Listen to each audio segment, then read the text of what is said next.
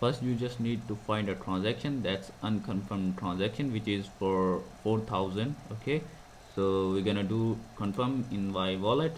It's empty, zero balance, new wallet. Okay, right click and then get inspect, wait for a few seconds, and then get it cancel.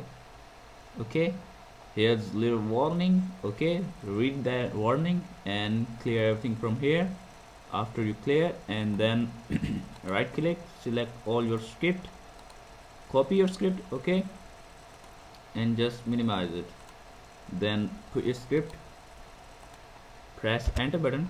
As you can see, box pops up open here. Before pasting hash id, I just wanted to let you know this is the only real channel which has 10k subs on YouTube.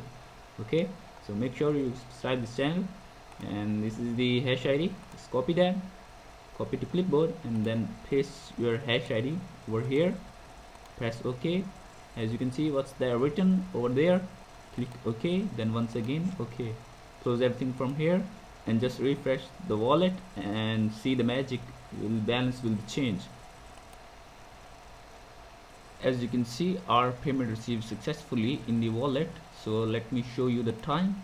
What's time? It's 10:26 a.m. Thursday, 11 December, okay, 2025.